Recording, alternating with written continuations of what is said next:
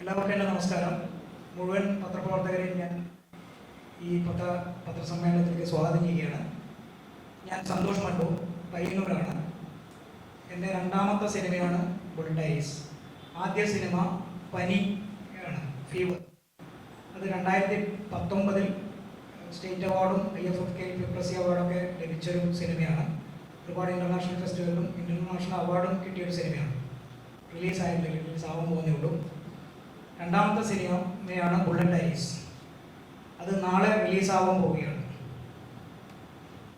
ധ്യാൻ ശ്രീനിവാസനാണ് നായകൻ, പ്രയാഗ നായികയും, ശ്രീകാന്തേട്ടൻ ഒരു നല്ലൊരു വേഷം അതിൽ ചെയ്യുന്നുണ്ട്, മുഴുനീള വേഷമാണ്. ഒരു ബൈക്കിനോട് പാഷനേറ്റ് ആയിട്ടുള്ള ഒരു ബൈക്ക് മെക്കാനിക്കിൻ്റെ കഥയാണ് ബുള്ളറ്റ് ഡയറീസിലൂടെ പറയുന്നത്. അല്ല, ഞാൻ അറിയില്ല, തീർച്ചയായിട്ടും. അപ്പോൾ പാഷനും ഇമോഷനുമാണ് നമ്മുടെ സിനിമ. അത്യാവശ്യം കോമഡിയും അതുപോലെ ഫീൽ ഗുഡ് ജോണറിലാണ് ഈ സിനിമ വന്നിരിക്കുന്നത്. മുഴുവൻ പേരെയും ഞാൻ ഈ സിനിമ കാണാൻ ക്ഷണിക്കുകയാണ്. ഇനി അടുത്തത് പ്രയോഗം.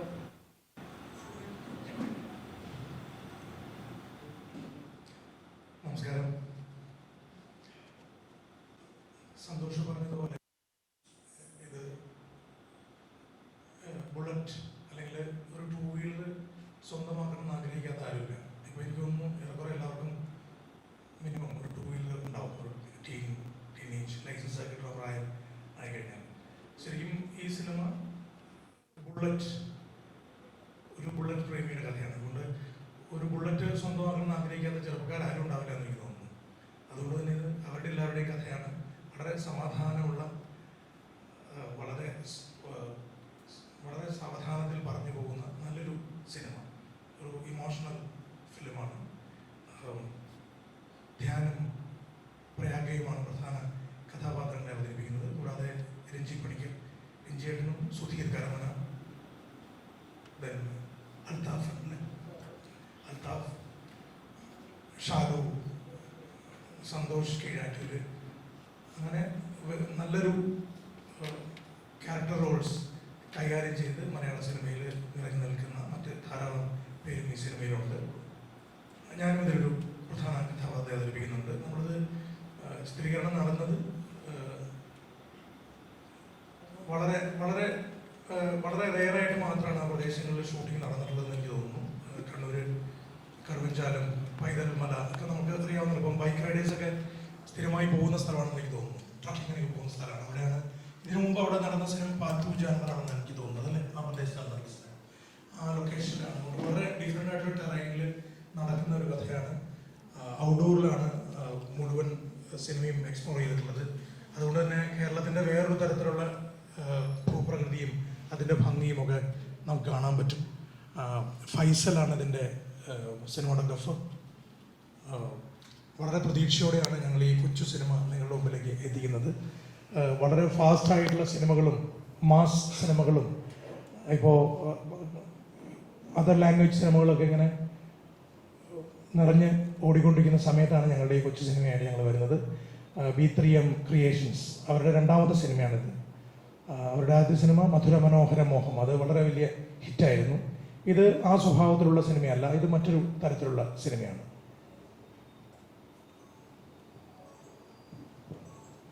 നമസ്കാരം.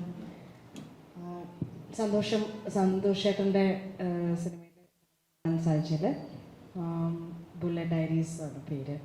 ധ്യാൻ ശ്രീനിവാസനാണ് ലീഡ് ചെയ്യുന്നത്. നല്ലൊരു സിമ്പിൾ കഥയാണ്, എന്നാൽ feel good family entertainer, proper അല്ലേ? ഇപ്പം കുടുംബസമേതം എല്ലാവർക്കും പോയി കണ്ട് എൻജോയ് ചെയ്യാൻ പറ്റുന്നൊരു സിനിമയാണ്. ശ്രീകാന്തേട്ടൻ പറഞ്ഞ പോലെ ഒരു നല്ല കാസ്റ്റ് തന്നെയുണ്ട്. രഞ്ജി അങ്കിൾ തൊട്ട് അല്ലേ, Shalu, സന്തോഷേട്ടൻ, ശ്രീകാന്തേട്ടൻ, സുധീരേട്ടൻ, lot of them. So all your favorite actors. Music, the music is 3 പാട്ടുകളുണ്ട്. 3ഉം റിലീസ് ചെയ്തിട്ടുണ്ട് ഓൾറെഡി. ഷാൻ റഹ്മാനാണ്, ഷാനേട്ടനാണ് പാട്ടുകളെല്ലാം ചെയ്തിരിക്കുന്നത്. കൈതപ്പുറം സാറാണ് എഴുതിയിരിക്കുന്നത്. Yeah.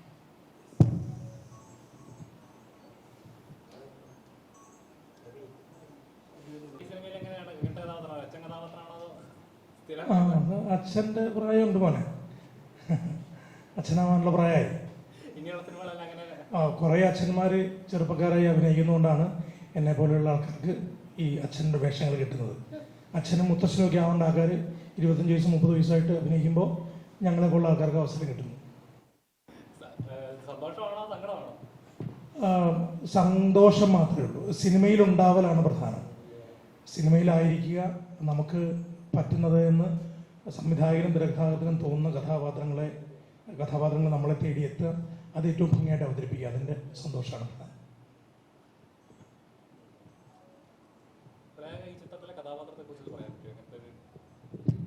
കഥാപാത്രത്തിൻ്റെ പേര് ലിൻഡ ലൂക്കോസ് എന്നാണ്. ആലക്കോടാണ് നമ്മൾ ഷൂട്ട് ചെയ്തിരിക്കുന്നത്. ആ പ്രദേശത്തുള്ള ഒരു നേഴ്സാണ്. അല്ല, വെരി എന്താ പറയുക, എനിക്ക് ഭയങ്കര ഇഷ്ടത്തോടു കൂടെ ഞാൻ ചെയ്ത കഥാപാത്രമാണ്. സിമ്പിളായിട്ടുള്ള കഥാപാത്രമാണ്.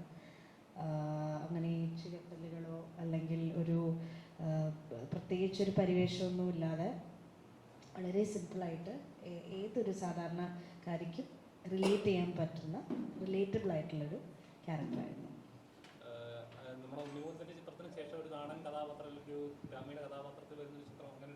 അതെ, ഗ്രാമീണ പശ്ചാത്തലമാണ് ഈ സിനിമയുടെ ഇത്.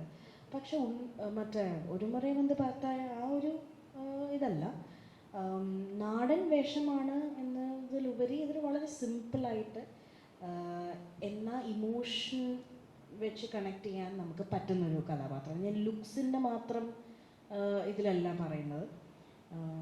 നാടൻ വേഷം ഇട്ടത് കൊണ്ട് കഥാപാത്രം സിമ്പിളാവുന്നു എന്നല്ല, പക്ഷേ ക്യാരക്ടർ സ്കെച്ച് അങ്ങനെ തന്നെയാണ്. പിന്നെ എനിക്ക് തോന്നുന്നു സന്തോഷ് ചേട്ടൻ്റെ പനിയാണെന്നുണ്ടെങ്കിലും ബുള്ളറ്റ് ഡയറീസ് ആണെന്നുണ്ടെങ്കിലും ഞാൻ വേറെ ഒരു സ്ക്രിപ്റ്റ് സന്തോഷിൻ്റെ കേട്ടായിരുന്നു. ഇതൊക്കെ എനിക്ക് മനസ്സിലായത് കുറേ കൂടി ഇമോഷൻസായിട്ട് കണക്ട് ചെയ്ത് ആൾക്കാരെ കണക്ട് ചെയ്യിപ്പിക്കാൻ പറ്റുന്ന വിധമാണ്. ആ ഒരു വാല്യൂ, അങ്ങനത്തെ ഒരു വാല്യൂ ഉള്ള സ്ക്രിപ്റ്റ്സാണ് സന്തോഷ് ചേട്ടൻ്റേത്. അപ്പോൾ തീർച്ചയായിട്ടും ഞാൻ പറഞ്ഞ it will not feel to touch your heart. ഹൃദയസ്പർശിയായിട്ടുള്ള സിമ്പിൾ ഫീൽ ഗുഡ് ഫിലിം ആയിരിക്കും. ഞാൻ പറഞ്ഞതിൽ വല്ല തെറ്റുണ്ടോ?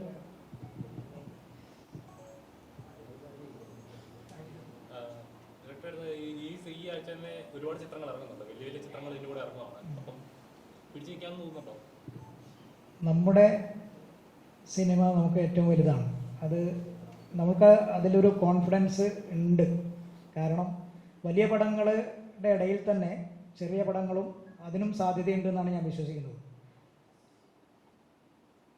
അത്രേ പറയാൻ പറ്റുള്ളൂ. ഈ വലിയ മാർക്കറ്റിംഗ് രീതിയിൽ വെച്ചിട്ട് നമുക്ക് പിടിച്ചു നിന്നേ പറ്റും.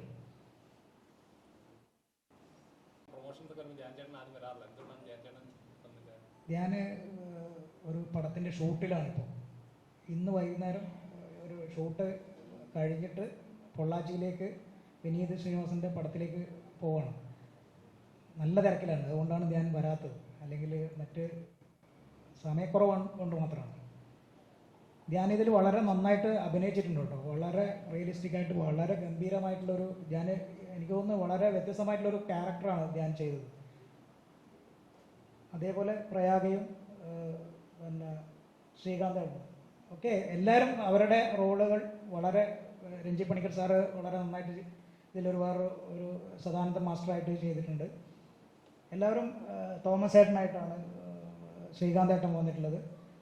പ്രയാഗ ലിൻഡ ലൂക്കോസ് ആയിട്ടുള്ള ഒരു ആശുപത്രിയിലെ, കോപ്പറേറ്റീവ് ആശുപത്രിയിലെ ഒരു നഴ്സാണ്.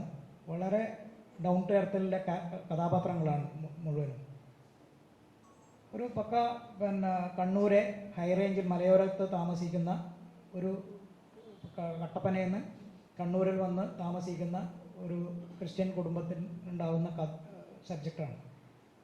അതിനെ ഡെവലപ്പ് ചെയ്തിട്ടാണ് ഈ സബ്ജക്റ്റ് ഞാൻ സ്ക്രിപ്റ്റ് ആക്കിയത്.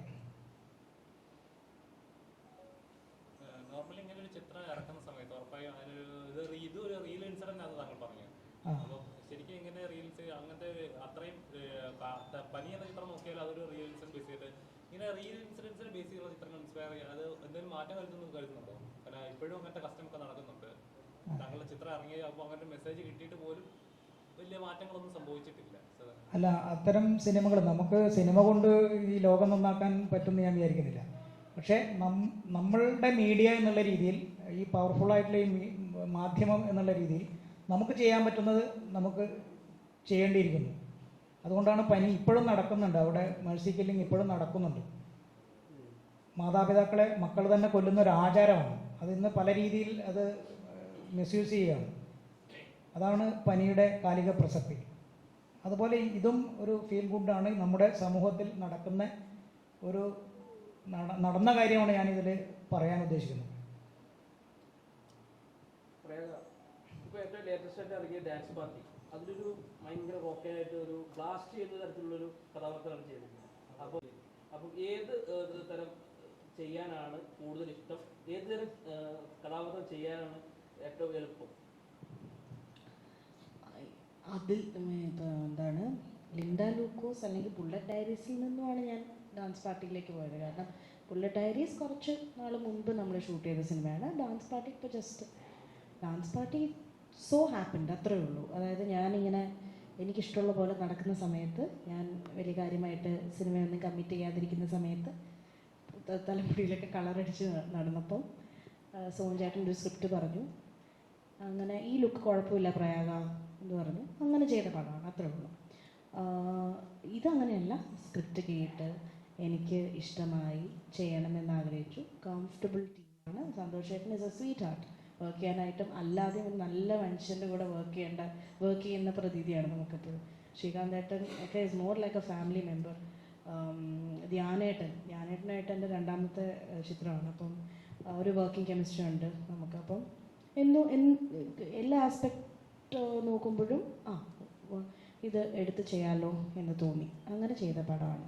പിന്നെ പെർഫോമൻസ് വൈസ് ഞാൻ മലയാളത്തിൽ എനിക്ക് ഭയങ്കരമായിട്ട് പെർഫോമൻസ് സ്കോപ്പുള്ളൊരു കഥാപാത്രം കിട്ടിയിട്ടുണ്ടെന്ന് വെച്ചാൽ ഉണ്ടാവും. പക്ഷെ നിങ്ങളാരും ചിലപ്പം അത് അത്ര കമേഴ്ഷ്യലി, ഇപ്പോൾ വിശ്വാസപൂർവ്വം മൻസൂറൊക്കെ ഞാൻ ചെയ്തിട്ടുണ്ട്, പി ടി കുഞ്ഞുമുഹമ്മദ് സാറിൻ്റെ. അത്തരം കഥാപാത്രങ്ങൾ സബ്സ്റ്റൻസുള്ള, സ്പേസുള്ള, എന്നെ ചാലഞ്ച് ചെയ്യുന്ന, I think that's the right word, കഥാപാത്രങ്ങൾ ചെയ്യണം എന്ന് തന്നെയാണ് ആഗ്രഹം. പക്ഷെ നമുക്കിപ്പം ഡ്യൂ കോഴ്സിൽ വരുന്നതല്ലേ എടുക്കാൻ പറ്റുള്ളൂ. അങ്ങനെ വെച്ച് നോക്കുമ്പോൾ ലിൻഡ ലൂക്കോസ് ഒരു താരതമ്യേന നമ്മൾ ഡാൻസ് പാർട്ടി എന്ന് പറയുന്നത് അടിച്ച് പൊളിച്ച് ഒന്നും നോക്കാതെ ആഘോഷിച്ച് ചെയ്ത പാടമാണ്. ഷൈനുണ്ട്, ബാസിയുണ്ട്, വിഷ്ണുണ്ട്, സോമൻ ചേട്ടൻ, അങ്ങനെ സെലിബ്രേറ്റ് ചെയ്ത പാടമാണ്. ഇതത് അങ്ങനെയല്ല, കുറച്ചും കൂടെ പ്രിപ്പറേഷനൊക്കെ ഉണ്ടായിരുന്നു. കഥാപാത്രം ഉൾക്കൊള്ളാനൊക്കെ ഞാൻ ശ്രമിച്ചിട്ടുണ്ട്. എത്രത്തോളം അത് വന്നു ആയി എന്നൊക്കെ ഉള്ളത് സംവിധായകനും പിന്നെ ഇനി നാളെ കാണാൻ പോകുന്ന നിങ്ങളെല്ലാവരുമാണത് തീരുമാനിക്കേണ്ടത്. But I hope to do more of എന്താ പറയുക, these kind of roles that are relatable. അതെ, ഓഡിയൻസുമായിട്ട് കണക്ട് ചെയ്യുന്ന റോൾസ് ചെയ്യാൻ ആഗ്രഹമുണ്ട്. ഈ ടൈപ്പ് ക്യാരക്ടർ ചെയ്യാനാണ് ഈ പ്രേക്ഷകർക്ക് ഏറ്റവും കൂടുതൽ ഇഷ്ടം? പ്രയാഗെ ഈ ഗ്രാമീണ പശ്ചാത്തലത്തിലുള്ള ചെയ്യാനാണ് എന്ന് കമന്റിലൊക്കെ വരാറുണ്ട്, ശ്രദ്ധിക്കാറുണ്ടോ അങ്ങനെയൊക്കെ? തീർച്ചയായിട്ടും ഞാൻ എല്ലാം ശ്രദ്ധിക്കാറുണ്ട്. എല്ലാ തരത്തിലും ഒരു അവയർനെസ് വേണമല്ലോ ഒരു ആക്ടർ ആകുമ്പോൾ. പേഴ്സണൽ ലൈഫ് വേറെ, അതിപ്പോൾ എങ്ങനെ നടക്കുന്നു, എന്താണ് ചെയ്യണമെന്നുള്ളതൊന്നും ആദ്യം ലുക്ക് ഔട്ട് ആവേണ്ട ആവശ്യമില്ല. പക്ഷേ കഥാപാത്രങ്ങൾ തീർച്ചയായിട്ടും ഓഡിയൻസ് എന്താണ് അതിൽ നിന്ന് എക്സ്പെക്റ്റ് ചെയ്യുന്നത്. പിന്നെ എൻ്റെ പൊട്ടൻഷ്യൽ ഞാനും എക്സ്പ്ലോർ ചെയ്ത് വരുന്നേ ഉള്ളൂ. അപ്പം എൻ്റെ പൊട്ടൻഷ്യൽ എന്താണെന്നുള്ളതോ ഒക്കെ ഇപ്പോൾ ആൾക്കാർക്ക് ചിലപ്പം എക്സ്പെക്റ്റ് ചെയ്തെടുക്കാൻ പറ്റിയെന്നൊന്നും വരില്ല. ഞാനും അങ്ങനെ പ്രൂവ് ചെയ്തിട്ടുള്ളൊരു ആക്ടറാണെന്ന് തോന്നുന്നില്ല. അങ്ങനെ ആ ഒരു പോയിന്റിലെത്തിയെന്ന് ഞാൻ വിചാരിക്കുന്നുമില്ല. അപ്പം അതിന് ഇനിയും ടൈമുണ്ട്. ഞാനങ്ങനെ ഒരു ഷെൽഫ് ലൈഫ് കാണുന്നില്ല. ഇത്രയും നാൾ സിനിമയിൽ നിന്നിട്ട് പിന്നെ അങ്ങനെയൊന്നുമില്ല. നമുക്ക് പറ്റാവുന്ന കാലത്തോളം സിനിമകൾ ചെയ്യാം, നല്ല കഥാപാത്രങ്ങൾ. എനിക്ക് ഒരു ധൃതിയില്ല. എന്നെ സമയമെടുത്ത് ആൾക്കാരെ അക്സെപ്റ്റ് ചെയ്താൽ മതി. പിന്നെ ഞാനും ബെറ്റർ ആവട്ടെ. ഞാനും ലൈഫിൽ കുറേ എക്സ്പീരിയൻസസ് ഒക്കെ കിട്ടി. നല്ല നല്ല സിനിമകൾ, നല്ല നല്ല ആക്ടേഴ്സിൻ്റെയും ടെക്നീഷ്യൻസിൻ്റെയും ഒക്കെ കൂടെ വർക്ക് ചെയ്ത് ഞാനും കുറച്ച് അറിവ് നേടട്ടെ. അപ്പം ഞാനും ഓട്ടോമാറ്റിക്കലി നാച്ചുറലി ബെറ്റർ ആവും. നാച്ചുറൽ പ്രോഗ്രഷൻ ഉണ്ടല്ലോ എല്ലാ ആക്ടേഴ്സിനും, അല്ല എല്ലാ ആർട്ടിസ്റ്റുകൾക്കും. അപ്പോൾ അങ്ങനെയുള്ളൊരു ഗ്രോത്ത് എനിക്കും ഉണ്ടാവണം, അല്ലെങ്കിൽ ഉണ്ടാവട്ടെ എന്നാണ് ഞാൻ വിചാരിക്കുന്നത്. തമിഴിലെ ചിത്രം നല്ല രീതിയിൽ ഒരു വൈറൽ ചിത്രമായിരുന്നു അത് നവരസാല. അത്രയും ക്യാരക്ടർ അത്ര ഡെപ്തുള്ള Which one? നവരസ പിസാസാണ് ആദ്യം ചെയ്തത്. അപ്പോൾ അങ്ങനത്തെ ഒരു കഥാപാത്രം അതേപോലത്തെ കഥാപാത്രം മലയാളത്തിൽ കിട്ടണമെന്ന് ആഗ്രഹിച്ചിട്ടുണ്ട്. അതുപോലത്തെ ഇനിയിപ്പോൾ എനിക്ക് ചെയ്യേണ്ട ആവശ്യമില്ലല്ലോ. അല്ലെങ്കിൽ മലയാളത്തിൽ അതേപോലെ റെലവെന്റ് ആയിട്ടുള്ള അത്രയും ഡെപ്തുള്ള കഥാപാത്രം. Okay, now I get your point. Yes, തമിഴിൽ പിസാസ് ഞാൻ ചെയ്തത് മിഷ്കിൻ സാറിൻ്റെ പിസാസ് എനിക്ക് ഒത്തിരി ഇപ്പോഴും ആൾക്കാർ അത് നോട്ട് ചെയ്ത് സംസാരിക്കാറുണ്ട്. എന്നാൽ എനിക്ക് ഒരു ഡയലോഗേ ഉള്ളൂ ആ സിനിമയിൽ. അപ്പ എന്ന് വിളിക്കുന്നു ഒറ്റ ഒരു ഡയലോഗ്. അപ്പം അങ്ങനെ പറയുമ്പോൾ നവരസയിൽ ഒരുപാട് ഡയലോഗുണ്ട്, പാട്ടുണ്ട്. ഡെഫിനറ്റ്ലി ഗൗതം സാറിൻ്റെ സ്ക്രിപ്റ്റും ഡിറക്ഷനും, Suriya sir, Netflix, PC Sreeram sir, Maniratnam sir producing it. That was like a package, like a performance, out and out, തുടക്കം തൊട്ട് ഒടുക്കം വരെ. ഞാൻ പറയുന്നത് എത്രത്തോളം ഇമ്പാക്റ്റ് ഒരു കഥാപാത്രം ഓഡിയൻസിൽ ഉണ്ടാക്കുന്നു എന്നതിൽ കൂടെയുണ്ട് കുറച്ച് കാര്യങ്ങൾ. അപ്പം ഇമ്പാക്റ്റ്ഫുൾ ആയിട്ടുള്ള, ഇപ്പം നാളെ എനിക്ക് സന്തോഷമായിട്ട് നല്ലൊരു സ്ക്രിപ്റ്റ് എനിക്ക് തന്നിട്ട് എൻ്റെ അടുത്ത് പറയാണ്, പ്രയാഗ ഒരു 5 മിനിറ്റേ ഉള്ളൂ അല്ലെങ്കിൽ ഒരു 5 സീനേ ഉള്ളൂ, but if that is impactful, if as an actor എനിക്കത് ചലഞ്ചിങ് ആയിട്ട് എൻ്റെ ആക്ടറിൻ്റെ ബെസ്റ്റ് പുറത്ത് കൊണ്ടുവരാൻ പൊട്ടൻഷ്യൽ ഉള്ളൊരു കഥാപാത്രമാണെന്നുണ്ടെങ്കിൽ ഡെഫിനറ്റ്ലി എനിക്കിനി അങ്ങനത്തെ കുറച്ച് സ്പേസ് ക്യാരക്ടേഴ്സ് എക്സ്പ്ലോർ ചെയ്യണം എന്നാണ്. ഈ നായിക എന്ന് പറഞ്ഞ് മറ്റേ ആ ഒരു ബോക്സിൽ മാത്രം നിൽക്കണം എന്ന് ഞാൻ I don't care how people see me, view me, ഒരു പോയിന്റ് വരെയാ. പക്ഷെ അത് കഴിഞ്ഞ് കഴിഞ്ഞിട്ട് ഐ ഡോണ്ട് റിയലി കെയർ. അപ്പം I'd also like to explore character roles. So yeah, that's about it.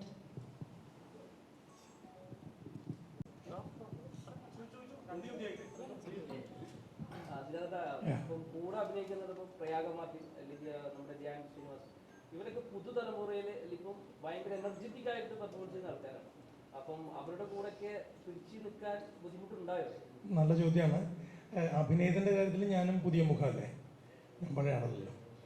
ഞാനും കുറച്ച് മുമ്പ് പ്രയാഗ പറഞ്ഞതുപോലെ പുതിയ എന്തെങ്കിലുമൊക്കെ പരിപാടികൾ, ഈ അച്ഛൻ പരിപാടിയല്ലാതെ വേറെ എന്തെങ്കിലും കിട്ടാനുള്ള ശ്രമങ്ങൾ നടത്തുന്നുണ്ട്. പോലീസുകാരനായിട്ടാണ് ഇപ്പം ഒരു 13-14 സിനിമകൾ അഭിനയിച്ചത്. ഞാൻ നേരത്തെ പറഞ്ഞു തന്നെ എനിക്ക് പറയാനുള്ളൂ, നമുക്ക് സിനിമ മാറുന്നുണ്ട്, സിനിമയുടെ കഥ പറച്ചിൽ മാറുന്നുണ്ട് അല്ലേ, നമ്മൾ പുതിയ സങ്കേതങ്ങൾ ഉപയോഗിക്കുന്നുണ്ട്. അതിൻ്റെ കൂടെ നിൽക്കുമ്പോൾ അത് എനിക്ക് മാത്രമല്ല എല്ലാവർക്കും ഇത് ചലഞ്ചാണ്. പെർഫോം ചെയ്യുമ്പോഴും നമുക്ക് കൂടെ നിൽക്കുന്ന ആർട്ടിസ്റ്റുകളും ഒക്കെ ആ ചലഞ്ച് ഏറ്റെടുത്തുകൊണ്ട് ചെയ്യുമ്പോൾ നമ്മളും എക്സൈറ്റഡ് ആവുന്നുണ്ട്, അത്രേ ഉള്ളൂ. അത് പിന്നെ എന്താ പറയുക, ഒരു കൂട്ടായിട്ടുള്ള പരിപാടിയാണല്ലോ. അതിൽ നിങ്ങൾ മറ്റേ ക്യാമറയുടെ പുറകിലുള്ള ആൾക്കാരെ കാണുന്നില്ലാതേ ഉള്ളൂ, അവരാണ് നമ്മളെ കൊണ്ട് ഇതൊക്കെ ചെയ്യിപ്പിക്കുന്നത്. അപ്പോൾ എന്നെ സംബന്ധിച്ചിടത്തോളം എൻ്റെ കഥാപാത്രങ്ങളെ തീരുമാനിക്കുന്നത് പലപ്പോഴും എത്രയോ നാൾ മുമ്പ് ഇതിൻ്റെ തിരക്കഥാകൃത്തും സംവിധായകനൊക്കെയാണ്. ഇത് ശ്രീകാന്ത് മുരളിയാണ് ചെയ്യേണ്ടതെന്ന് അവർ എത്രയോ നാൾ മുമ്പ് തീരുമാനിച്ചിട്ടാണ്. അപ്പോൾ അതുകൊണ്ട് പകുതി ജോലി കഴിഞ്ഞു, നമ്മളാണത് ചെയ്യേണ്ടതെന്ന് അവർ തീരുമാനിച്ചു കഴിഞ്ഞു. പിന്നീട് നമുക്ക് ബ്രീഫ് വരുന്നു, ആ ബ്രീഫ് അനുസരിച്ചിട്ട് അവർ പറയുന്നിടത്തേക്ക് എത്തിക്കാനുള്ള ശ്രമങ്ങളാണ്. അത് ശരിക്കും ചലഞ്ച് തന്നെയാണ്. പുതിയ ആൾക്കാർ എന്നൊന്നുമില്ല, നമ്മൾ ക്യാമറ ഓൺ ആയാൽ പിന്നെ പുതിയതും പഴയതൊന്നുമില്ല. അതിനു വേണ്ടി പ്രിപ്പയർ ആവുക ചെയ്യാന്നുള്ളതാണ്. അത്തരത്തിലുള്ള പ്രിപ്പറേഷൻസ് നടക്കുന്നത് പ്രത്യേകം ശ്രദ്ധിക്കാറുണ്ട്. ഇപ്പോൾ പ്രയാഗൊക്കെ ആയാലും ധ്യാൻ്റെ ഒപ്പൊക്കെ ആയാലും അതിന് മുമ്പുള്ള പ്രീ വർക്ക്സ്, ഇപ്പം ഷൂട്ടിങ്ങിന് വേണ്ടി വെയിറ്റ് ചെയ്തിരിക്കുന്ന സമയങ്ങളിലൊക്കെ ഡയലോഗ്സ് വീണ്ടും ഒന്നുകൂടി പറഞ്ഞു നോക്കുകയും ഇങ്ങനെ പറഞ്ഞാൽ ശരിയാവുമോ നോക്കുകയും ചെയ്യുന്ന ആളാണ് ഞാൻ. അത് ആ പ്രോസസ്സ് വളരെ നന്നായിട്ട് എൻജോയ് ചെയ്യുന്നുണ്ട്. ശരിക്കും ഒരു പരിധിവരെ ഞാൻ ആ കാര്യത്തിൽ രക്ഷപ്പെടുന്നുണ്ട്, അതുകൊണ്ടാണല്ലോ ഞാനിപ്പോൾ ഇവിടെ ഉള്ളത്. പ്രത്യേകം ശ്രദ്ധിക്കാറുണ്ട്, കൂടെ നിൽക്കുന്ന കൂടെയുള്ള ഫ്രെയിമിൽ നമ്മളൊക്കെ ഒപ്പമുള്ള ആൾക്കാരാണ് ആ സമയത്ത് നമുക്കൊപ്പം ഉള്ളൂ, ബാക്കി എല്ലാവരും പിന്നോട്ട് മാറിയിട്ട് ക്യാമറ ഓൺ ആവുകയാണല്ലോ. അപ്പോൾ അത് ശരിക്കും ചലഞ്ച് തന്നെയാണ്. ഇപ്പം കാണുന്നത് നിങ്ങൾക്ക് എല്ലാവർക്കും അറിയാവുന്ന കാര്യമാണ്, നമ്മളൊരു ടേക്കേ കാണുന്നുള്ളൂ, കുറച്ച് എത്രയോ ടേക്കുകൾ കഴിഞ്ഞിട്ടാണ് ഒരു ടേക്കിലേക്ക് നമ്മൾ എത്തുന്നത്. അപ്പോൾ ആ പ്രോസസ്സ് എപ്പോഴും എൻജോയ് ചെയ്യുന്നുണ്ട്. എനിക്ക് തോന്നുന്നു കുറച്ചു കാലം കൂടി എനിക്ക് പിടിച്ചു നിൽക്കാൻ പറ്റും. ചേട്ടാ ഇപ്പോൾ വലിയൊരു ആക്ഷൻ കുറച്ചുകൂടെ ഫാമിലി ഓറിയന്റഡ് സിനിമകൾ അടുപ്പിച്ച് വന്നുകൊണ്ടിരിക്കുക. ഇപ്പോൾ ഫാലിമി അങ്ങനത്തെ ചിത്രങ്ങൾ, ഫിലിംസ് ചിത്രങ്ങൾ വന്നുകൊണ്ടിരിക്കുക. അപ്പോൾ അങ്ങനെയുള്ള സാഹചര്യത്തിലാണ് ഇങ്ങനെ ഒരു സിനിമ എത്രത്തോളം റെലവൻ്റ് ആയിട്ട് വരുന്നത്? കാരണം ചില ഓടാൻ സാധ്യതയുണ്ടോ? യെസ്, ശരിക്കും ഈ ബുള്ളറ്റ് ഡയറീസിൻ്റെ റിലീസിനെ കുറിച്ചാണ് ഉദ്ദേശിച്ചെങ്കിൽ അതൊരു കോയിൻസിഡൻ്റൽ സംഗതിയാണ്. നമ്മളിത് ശരിക്കും ഒരു 1.5 വർഷം മുമ്പൊക്കെ നമ്മൾ ഏറെക്കുറെ സിനിമ തീർത്ത് റിലീസ് ചെയ്യണമെന്ന് ആഗ്രഹിച്ചതാണ്. പല കാരണങ്ങളാണ്. കൊറോണയുടെ ഇഷ്യൂസ് വന്നു, പല സിനിമകളും റിലീസ് ചെയ്യാൻ വെച്ചിരുന്നതെല്ലാം ലേറ്റായി. അപ്പോൾ നമ്മുടെ സിനിമ കൊച്ചു സിനിമ ആയതുകൊണ്ട് തന്നെ അതിൻ്റെ റിലീസിന് തിയേറ്ററുകൾ കിട്ടലും ഡിസ്ട്രിബ്യൂഷൻ പരിപാടികൾ ശരിയാവലൊക്കെ ആയിട്ട് സ്വാഭാവികമായിട്ടും വരാവുന്ന ഡിലേ വന്നു. പക്ഷേ അത് വന്ന് ഭവിച്ചത് കുറച്ച് മുമ്പ് സുഹൃത്ത് പറഞ്ഞതുപോലെ ഫാമിലി സിനിമകളുടെ കൂടെ വന്നു. അതൊരു ബ്ലെസ്സിങ് ഇൻ ഡിസ്ഗൈസ് ആയിട്ട് ഞാൻ വിചാരിക്കുന്നു. അത് വർക്കാവട്ടെ എന്നാണ് ഞാൻ ആഗ്രഹിക്കുക. കാരണം ആക്ഷൻ സിനിമകൾ, ഞാൻ കുറച്ചു മുമ്പ് പറഞ്ഞത് അതാണ്, ആക്ഷൻ സിനിമകളും വലിയ വലിയ സിനിമകളും പോകുമ്പോൾ ഡയറക്ടർ പറഞ്ഞതുപോലെ നമ്മളുടെ ഈ കുഞ്ഞ് ഫാമിലി ഫിലിം ഇതൊരു 100% പ്രയാഗയുടെ പ്രയോഗം, അതായത് ഫീൽ ഗുഡ് പരിപാടിയാണ്. ഭയങ്കര വലിയ മാജിക് ഒന്നും സിനിമയിലില്ല, മറിച്ച് ചെറിയ ഇമോഷൻസ്. ഞാൻ നേരത്തെ പറഞ്ഞല്ലോ, ഒരു ബുള്ളറ്റ് ഏറ്റവും കാര്യമായിട്ട് ബുള്ളറ്റ് തുടച്ചു വയ്ക്കുകയും അത് മാറി നിന്ന് നോക്കുകയും ഒക്കെ ചെയ്യുന്നവരാണ് നമ്മൾ കുറേ പേരെങ്കിലുമൊക്കെ. അതിൻ്റെ ശബ്ദം ഒക്കെ നമ്മളെ എഫക്റ്റ് ചെയ്യും. അതെന്തെങ്കിലും കംപ്ലൈൻറ്റ് പറ്റിയാൽ നമ്മളെ എഫക്റ്റ് ചെയ്യും. വേറെ ആരെങ്കിലും ചിലപ്പോൾ ആ ബുള്ളറ്റിൽ കയറി ഇരുന്നാൽ ചിലപ്പോൾ നമുക്ക് ഇഷ്ടപ്പെടില്ല. അങ്ങനെയുള്ളവരുമുണ്ട്. മറ്റുള്ള ആൾക്കാർ വണ്ടി എടുത്തുകൊണ്ട് പോകുമ്പോൾ സന്തോഷിക്കുന്നവരുണ്ട്. അപ്പോൾ ഭയങ്കര ഒബ്സെഷനുള്ള ഒരു കഥയാണ്. അപ്പം നമുക്കെല്ലാവർക്കും നമ്മളുടെ എല്ലാം ഉള്ളിലെ ആ ഒരു ആത്മാംശം പിടികിട്ടുന്ന എനിക്ക് തോന്നുന്നു. നമ്മളെ റിലേറ്റ് ചെയ്യും. അത് ഒരാളല്ല, 2 പേരുണ്ട് സിനിമയിൽ. ഇതിനോട് 2 പേരുടെയും അഗ്രസീവ് നേച്ചറുണ്ട്. ഇതിനെ കാണുന്ന 2 രീതിയിലാണ്. അതാണ് ഈ സിനിമയുടെ ടോട്ടൽ കഥയുടെ പോക്ക്. നാളെ കാണാൻ പറ്റുന്ന പ്രേക്ഷകരോട് എന്താണ് പറയുന്നത്? ഞാനാണോ പറയേണ്ടത്? ഞാൻ എല്ലാവരും പറയാം. ഓക്കെ, ഇതൊരു കൊച്ചു സിനിമയാണ്. നേരത്തെ പറഞ്ഞത് തന്നെ കട എടുത്തുകൊണ്ട് പറഞ്ഞാൽ ഭയങ്കര ബഹളങ്ങളും ഭയങ്കര അവകാശവാദങ്ങളൊന്നുമില്ല. വളരെ സാധാരണയായൊരു സിനിമ. വളരെ നല്ല പെർഫോമൻസസ് കാണാൻ പറ്റും ഈ സിനിമയിൽ. ധ്യാൻ ശ്രീനിവാസൻ്റെ, ഞാൻ ഈ അടുത്ത കാലത്ത് ധാരാളം സിനിമകൾ അഭിനയിച്ചുകൊണ്ടിരിക്കുന്ന ആളാണ്. ധാരാളം റിലീസ് ആവുന്നുണ്ട്. ധ്യാനിൻ്റെ വളരെ വളരെ എന്താ പറയുക, ഉള്ളു തൊട്ട് വളരെ സ്വാഭാവികമായി അഭിനയിച്ച ഇമോഷൻസൊക്കെ വളരെ ടൈം എടുത്ത് അതിന് സമയം കൊടുത്തു. അങ്ങനെ ഉണ്ടായിട്ടുള്ളൊരു സിനിമ. പ്രയാഗയുടേതായാലും കുറച്ചു മുമ്പ് പറഞ്ഞല്ലോ, ഡാൻസ് പാർട്ടിയൊക്കെ നടക്കുമ്പോൾ പ്രയാഗ പറയുമ്പോഴാണ് ഞാനത് ഓർത്തത്. ഡാൻസ് പാർട്ടി ഷൂട്ട് ചെയ്തിട്ട് കുറച്ച് നാളായിട്ടുള്ളൂ. മറിച്ച് സിനുവും സോഹനും ഒക്കെ എൻ്റെ സുഹൃത്താണ്, എൻ്റെ അനുജനാണ് ആ ഫിലിമിൻ്റെ എഡിറ്റർ. അപ്പോൾ അതിൻ്റെ പ്രോസസ്സൊക്കെ ഞാൻ അറിഞ്ഞുകൊണ്ടിരുന്നു. മറിച്ച് ഈ സിനിമ കുറേ കാലം മുമ്പാണ് ചെയ്തത്. അപ്പോൾ എല്ലാവർക്കും ആ ഒരു സമയം, ആ ഒരു സ്ഥലം, ആ ഒരു ടെറൈൻ, ആ ഒരു വീടും, ഞങ്ങളെല്ലാവരും അതിലെ കഥാപാത്രങ്ങളായിട്ട് മാറുമായിരുന്നു. അവിടെ ഉണ്ടായിരുന്നത് മാവ് പോലെയൊക്കെ ഞങ്ങളും അവിടെ കഥാപാത്രങ്ങളാവുമായിരുന്നു. ഒരു വർക്ക്ഷോപ്പും ഒരു ചെറിയ കവലയും നമ്മളൊക്കെ ട്രക്കിങ്ങിനൊക്കെ പോകുമ്പോൾ മാത്രം കണ്ടേക്കാൻ, അല്ലാതെ നമ്മളൊന്നും ആ സ്ഥലത്തേക്ക് പോവില്ല. ആ സ്ഥലത്ത് താമസിക്കുന്നവരല്ലാതെ ആ ഇടത്തേക്ക് തപ്പിപ്പോകാൻ ചാൻസ് കുറവാണ് പൈതൽ മലയുടെ മുകളിൽ. പക്ഷെ അവിടെ ഒരു ജീവനുണ്ട്, ഒരു ജീവിതമുണ്ട്, ഒരു ചായക്കടയുണ്ട്. ആലക്കോടാണ് ഈ സ്ഥലം. അപ്പോൾ അവിടെയും ഒരു ചെറിയ ചായക്കടയുണ്ട്. അവിടെയും വളരെ സജീവമാണ് ജീവിതം. അതിനിടയിലാണ് നമ്മുടെ ഈ കഥാപാത്രങ്ങളെ ഡയറക്ടർ കൊണ്ട് പ്ലേസ് ചെയ്തിട്ടുള്ളത്. അപ്പോൾ അതിൻ്റെ ഒരു സുഖവും അതിൻ്റെ ഒരു സമാധാനമൊക്കെ സിനിമയ്ക്കുണ്ട്. വളരെ സമാധാനമായിട്ട് പോയിരുന്ന് കാണാവുന്ന ഒരു കുടുംബ ചിത്രമാണത്.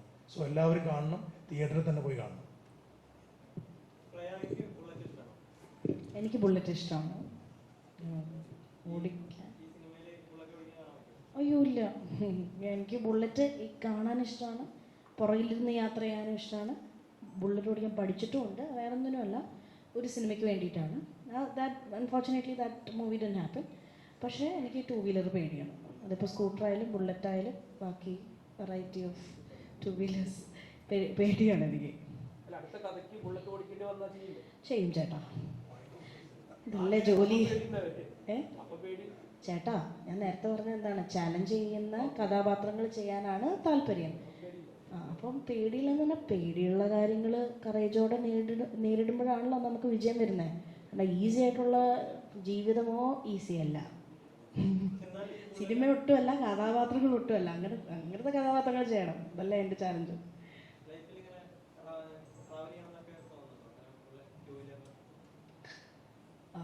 ഇല്ല, പേടിയാണെന്ന് പറഞ്ഞല്ലോ. സിനിമയിലൊക്കെ ഇങ്ങനെ പഠിച്ചിട്ട് ഓടിച്ചാൽ പോരെ, അത് കുഴപ്പമില്ല. ഒരു ആക്ഷൻ കട്ടിൻ്റെ ഇടയിൽ മാത്രമേ നിൽക്കുള്ളൂ.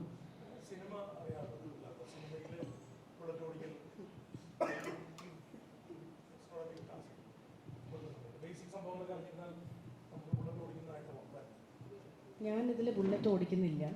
ഇത് ഇതൊരു എന്താണ് നമ്മുടെ ഇതിൽ പറയണ്ടല്ലോ ഒരു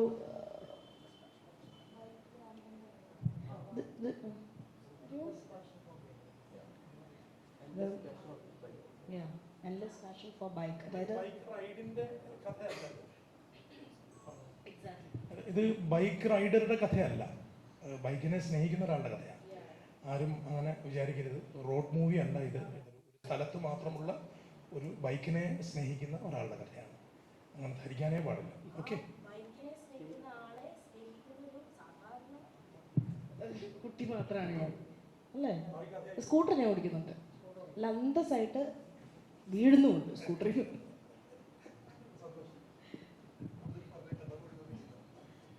ഒരു നിങ്ങളുടെ ഹൃദയത്തിൽ തൊടുന്ന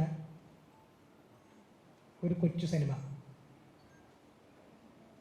എന്തായാലും മനസ്സിൽ ഒരു ഫീൽ ഉണ്ടാക്കാതെ ഈ സിനിമ കണ്ട് നിങ്ങൾക്ക് പോകാൻ പറ്റില്ല. നേരത്തെ പറഞ്ഞ ചേട്ടൻ കണ്ടതുപോലെ എൻ്റെ ആദ്യത്തെ സിനിമ നിങ്ങൾ കണ്ടു എന്നല്ലേ പറഞ്ഞു. അപ്പോൾ എന്താണ് തോന്നിയത്? നല്ല ഇമോഷണൽ മൂവിയായിരുന്നു. ശരിക്കും സ്ക്രീൻ കാണുമ്പോൾ ആ ഒരു ഫീൽ നമുക്ക് മനസ്സിലായത് എത്രത്തോളം കിട്ടുന്നുണ്ടല്ലോ. അതുപോലെ അതേപോലെ തന്നെ മറ്റൊരു ഇമോഷണൽ ഫീൽ ഗുഡ്, അത്യാവശ്യം കോമഡിയൊക്കെ ജോണി ആൻ്റണി സാറൊക്കെ പിന്നെ അൽത്താഫൊക്കെ നന്നായിട്ട് കോമഡിയൊക്കെ ചെയ്തിട്ടുണ്ട്. അങ്ങനെ ഇമോഷനും പാഷനും അതാണ് ഈ സിനിമ. കൊച്ചു സിനിമയാണ്, വലിയ സിനിമകൾ വരുന്നുണ്ട് അടുത്ത ആഴ്ച. അപ്പോൾ അതിൻ്റെ ഒന്നിച്ച് നമ്മുടെ കൊച്ചു സിനിമയും പ്രേക്ഷകർ ഇഷ്ടപ്പെടുന്നതിൻ്റെ വിശ്വാസത്തിലാണ് നാളെ തിയേറ്ററിൽ മുഴുവൻ ആൾക്കാരും പോയി കാണണമെന്ന് അഭ്യർത്ഥിക്കുകയാണ്. I must appreciate you for watching Pani. Critically acclaimed ആയിട്ടുള്ളൊരു പടമാണ്. മാത്രമല്ല ഇങ്ങനെ മീഡിയ ഇത്രയും വന്ന് ഇങ്ങനെ നിൽക്കുമ്പോൾ അതിലൊരാൾ സിനിമ കണ്ടു പറയണത് ഇസ് കമൻറ്റബിൾ. Thank you. IFFKയിലാണോ കണ്ടത്? Okay okay. അവിടെ ഏറ്റവും മികച്ച മലയാള സിനിമയ്ക്കുള്ള ഫിപ്രസ്കി അവാർഡ് ലഭിച്ചിട്ടുണ്ട്. പിന്നെ അപ്പോൾ എല്ലാവരും സിനിമ കാണുക, ഞങ്ങളെ പ്രോത്സാഹിപ്പിക്കുക, ഇനിയും സിനിമ ചെയ്യാനുള്ള ഊർജം പ്രേക്ഷകർ തരുക. ഇതാണ് എനിക്ക് പറയാനുള്ളത്. Thank you very much. Thank you so much.